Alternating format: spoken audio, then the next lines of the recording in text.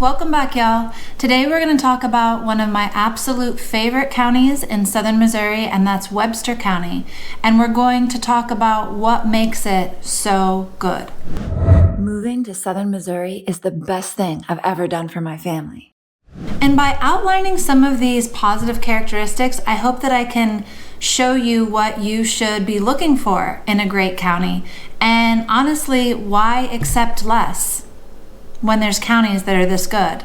So the first attribute I want to talk about is the quality of land. While Webster County does have a bit of diversity in the topography, you definitely see areas that are much more hilly than others, but a good amount of Webster County is flat, almost bottomland. Incredibly excellent pasture.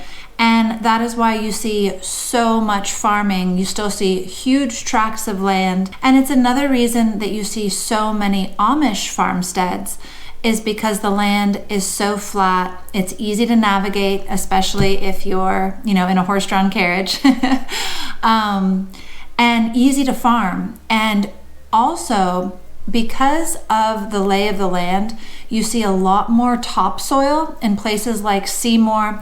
Really, Seymour through Fordland, you have a lot more topsoil than other counties in southern Missouri. The second positive attribute I want to talk about is there is no planning and zoning. You may have seen that in previous videos. I go over counties that are surrounding Greene County, the Springfield area, and talk about how many counties do not have government restrictions, i.e. no planning and zoning. Pretty much all of them surrounding Springfield except for Christian County. And what's neat about Webster County is it's not just completely rural. Like, for example, I live in Douglas County and it's very rural. We kind of only have one town, which is Ava, which is very small, very rural. But what's cool about Webster County, who, like us, also does not have planning and zoning, but they have some big municipalities. So Marshfield is a pretty quickly growing city, and Rogersville is also, it is going through a huge growth spurt. And definitely interesting too, because you see with both Marshfield and Rogersville, you also see a lot of higher end construction and growth, which is of course going to bring just more affluence to the area. So the reason why I note that is it's rare in this world to find a county that is home to large, affluent, and quickly growing municipalities with no county planning and zoning.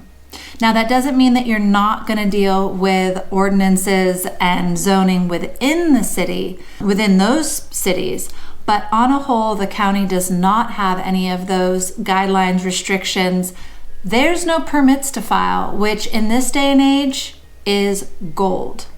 The third characteristic that I want to bring up that makes Webster County so amazing is that local government, particularly the prosecuting attorney and also the sheriff's department, have incredible high integrity and are pretty old-fashioned and conservative in a good way. So like the sheriffs, like so many of the sheriff's departments around here, is going to be adhering to the Constitution. And I know for a fact that all of those branches of local government truly believe in Christian morality and ideals and bring that into the processes of managing Webster County. Now, I want to tell you, I am a little bit biased. So the prosecuting attorney of Webster County is Ben Bergstresser. And any of you that know, our brokerage is BF Realty. Now, our team is living in southern Missouri, which is my husband and I, and we're actually a growing team. We've brought on a few realtors in our team, but we work under BF Realty in Branson West. And their son is Ben Bergstresser, and he is an amazing attorney, truly cares. His family, they all really truly believed that this was like part of a God path for him. And the whole family rallied around him and were pretty much his whole campaign team to get him elected. And he has done such amazing work. So one thing that's really amazing about him is criminals, especially like acts of pedophilia, incest, and like other acts of sexual assault that often go without harsh sentencing, no longer have that precedent in Webster County, and he is throwing the book hard at those criminals, and that makes me so happy. And I'm going to tell you a quick story. So there was it was two men with a box van, and they were driving through Highway 60 right there through like Seymour, and they got pulled over by state troopers, and in the back of the box van was like 7 women and toddlers and babies and children and teenagers. I can't remember the total. I want to say like 15 total people. I can't remember, but the babies, the toddlers were in really bad condition. Like none of them were actually in very good condition. And obviously human trafficking, obviously. And the troopers were going to let them go. Now, this is just rumor. This is word of mouth. This is what I've heard. And it was Webster County Sheriff working with Ben that got wind of this. The sheriff came and kind of took over the situation. The women were first saying that, oh, we're just getting a ride. These are people that are not, they're not harming us. We were just getting a ride. And so the sheriff and Ben had enough sense to get those women and children to a safe house. And that is when those women said that, yes, they were being trafficked. And I just can't believe how many cases of traffickers are just allowed, mostly because a lot of police don't want to do their job. Just saying. I hear about it a lot. Okay, but the police who are willing to are so good. And from what I've heard, the sheriff's department there is just filled so much with God's Spirit. They really believe their job is to protect and to serve, and that is a blessing. Okay, I come from California. Police are very corrupt out there. Very, very corrupt. And it is so inspiring to see the sheriff's departments that we have out here. They make me feel safe. And I feel the same actually about Douglas County. I have to say a shout out. We have an amazing sheriff, amazing sheriff's department, like could not ask for better. So yeah, I just think that that is a highlight and people should care about that. It matters. What is the integrity of the sheriff's department that is overseeing and serving your county?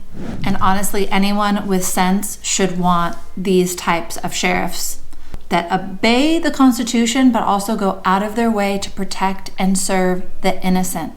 So as I've also kind of already touched on, the fourth point I want to bring up is that there's a really healthy diversity of both affluent municipalities with really productive farmland and kind of everything in between.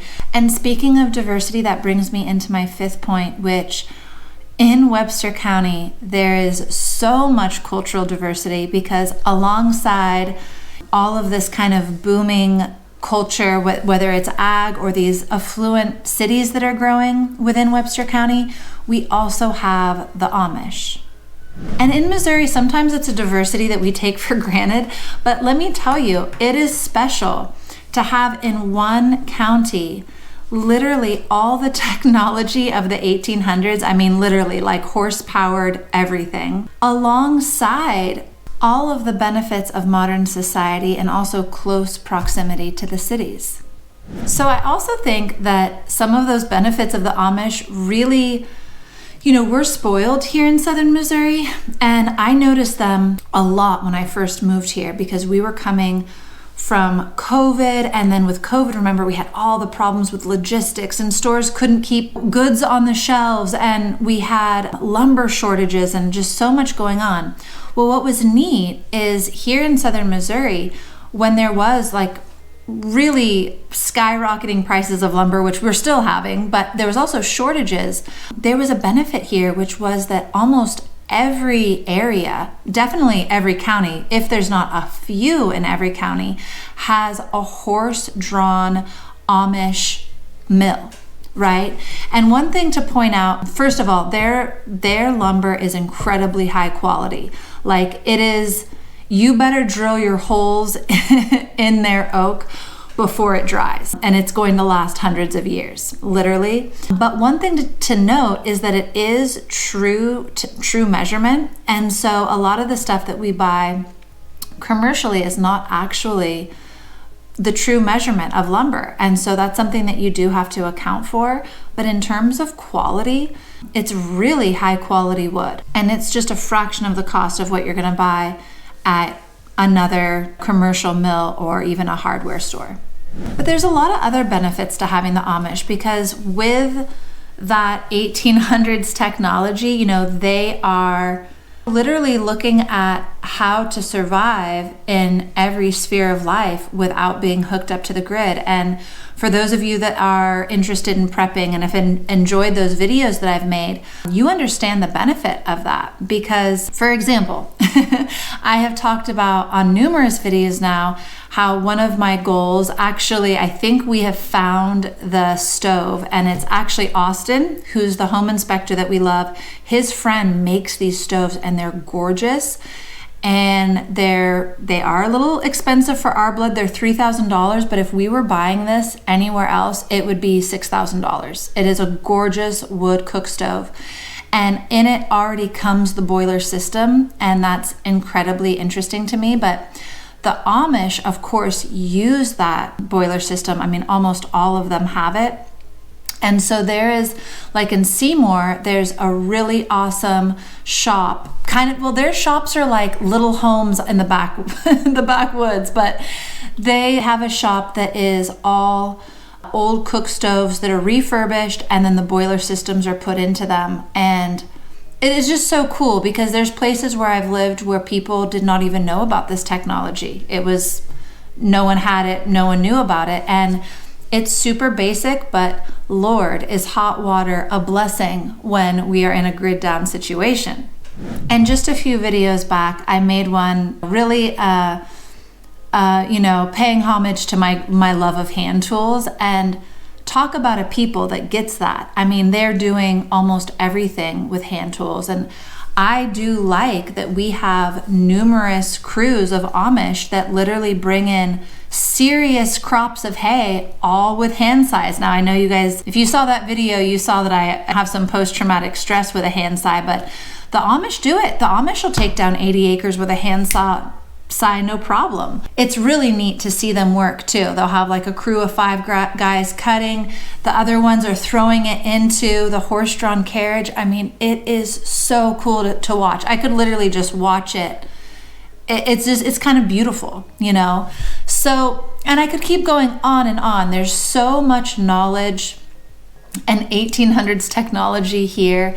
And once you live here for a while, you know, you do become kind of, you know, used to it, and in a way kind of spoiled. But when we first got here, I think I saw a horse-drawn carriage and my heart stopped. I was so excited, and now you just see them all the time. But yeah, it is a very special feature of Webster County. And obviously, you know, the Amish saw that Webster County was incredibly favorable for farming, because there's a lot of Amish in Webster County. I would say it's the epicenter of Amish around here. And the 6th positive characteristic is just that proximity to Springfield. And as I was just talking about the Amish, and I've mentioned that something very, very special is that when you have, you know, really in Webster County, Niangua is about 45 minutes, but like Seymour's 30 minutes. Parts of Rogersville are only like 15 minutes to Springfield. You've got Fordland, you know, maybe like 25 minutes to Springfield. That kind of proximity is really special, especially because you have that juxtaposition between all of that 1800s technology and all of the modernity that you're going to find in Springfield. It is such a neat contrast that you do not see in very many places in the world. Now that brings me to my 7th point, which is both positive and negative, which is that there are higher land values in Webster County. I'm gonna say that the two major factors is just that excellent farmland, that we've talked about, and that proximity to Springfield. And also I would say too that Webster County in itself has those very special and loved municipalities, Rogersville and Marshfield, which are in their own boom phase. But of course, when you are buying, that higher price is a real bummer. But remember, that means that your equity is growing much faster, that your investments, if you have them, are more secure. If you can find affordable deals and then you can flip those, you're going to make a huge amount of money, and it's going to move much quicker than some of the counties that are out east. So with all of the negative, of buying with those higher price points, there's a lot of positive too once you are a landowner. And the only negative is that, inventory, like it is everywhere, but particularly Webster County, it's pretty tight. You really have to be on the ball if you want to buy in that county. And you're still going to experience some competition that you definitely won't see in some of the more remote eastern counties, but honestly, I think it's well worth it. And another positive attribute of Webster County is that there's growth, but not too much growth. So in 2022, the population was about 39,000, a little bit over 39,000. And in 2024, it grew to about 42,000. And so it is not anywhere near tracking for like the crazy boom that Christian County is going through, but I like that. And here's what I'd have to say. Now, I know that there's some locals who are like, they don't want to see population grow at all. And part of me gets that, but the truth is, if you want a healthy economy, you need some growth. And what I like about the growth of Webster County is it's just enough to see a stable economy, and I would say a growing economy. And at the same time, it's not growing fast enough that you don't see a preservation of culture and ruralness and farmland and conservative values. So in my mind, it's kind of the perfect middle where you do have growth, but it's not too much. And the ninth characteristic that I want to bring up that makes Webster County so awesome is super left field. You guys probably wouldn't expect me to say it.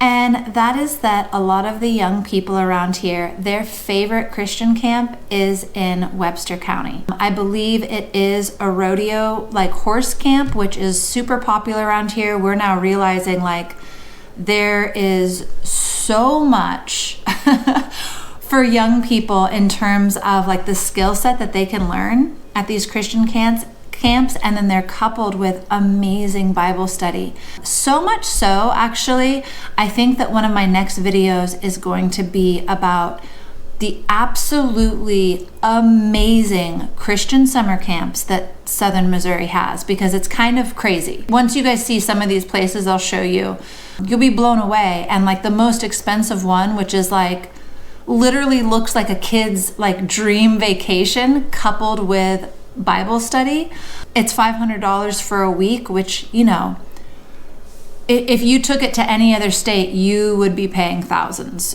for sure. So that is going to be a video in the future because it's so special. And also, like for you parents that are wanting to move here and homeschool, and even if you're not wanting to homeschool, but particularly for those of you that want to homeschool, it's really important to know that you can do, camps like what we have here, so that your homeschool child is not going to feel like they're losing out on incredible social activities. There's so much going on here, and that's also going to be a future video, is just how much we have geared towards homeschooling in Southern Missouri. I would say that Missouri is maybe the most favorable state for homeschooling. If you guys have any information on states that are more favorable than Southern Missouri, I guess this region in particular, please let me know in the comments because it's something I'm interested in, but I have never seen a more favorable area. And that was actually one of the factors we looked at when we were moving here. Awesome, you guys. I want to thank you for sticking around and watching this video. If you've gotten any value, go ahead and subscribe. It really does help the channel to grow. And also know that, as always, all my information is in the description. You've got my phone number, my email. Feel free to reach out to me and we can start searching for your forever home or your forever property in Southern Missouri. Until next time, you guys. Bye.